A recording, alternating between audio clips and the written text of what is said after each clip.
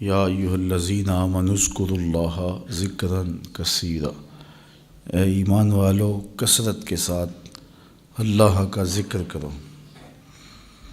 ذکر یاد کرنے کو کہتے ہیں، اور یاد کرنا یہ ہے کہ اللہ جل شانہ سے غافل نہ ہوا جائے۔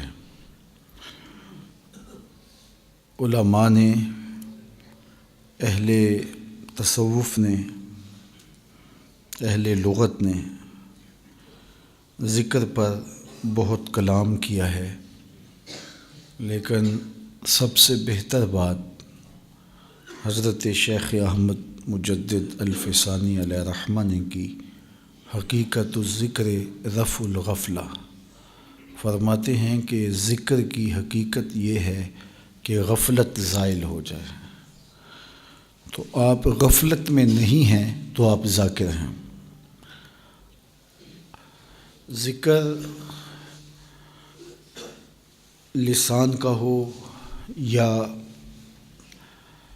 آپ کے دھیان کا ہو، آپ کے خیال کا ہو، آپ کی پاکیزہ سوچ بھی ذکر کہلائے گی۔ کسی دکھی کی مدد کرنے میں آپ مصروف ہوں گے تو وہ بھی کیفیت ذکر ہوگی۔ قرآن مجید کی تلاوت بھی ایک ذکر ہے۔ تو آپ جب غفلت میں نہیں ہوں گے تو پھر آپ گفتگو کر رہے ہیں تو تب بھی ذاکر ہیں، خاموش ہیں تو تب بھی ذاکر ہیں، خیال اور وہم کی سوچیں پاکیزہ فکر کی طواف میں ہیں تو پھر بھی ذکر ہے۔ آپ اللہ کی قدرت کو، اس کے عجائب کو دیکھ رہے ہیں تو پھر بھی ذکر ہے۔ آپ کی سوچیں، آپ کے وہم، آپ کے خیالات سب کچھ ذکر کے زمرے میں آئیں گے جب رفع غفلت ہو جائے گی۔ تو غفلت نہ ہو تو کیفیت ذکر ہے، اور غفلت ہو تو زبان ذاکر بھی ہو، بول رہی ہو تو وہ ذکر نہیں ہے۔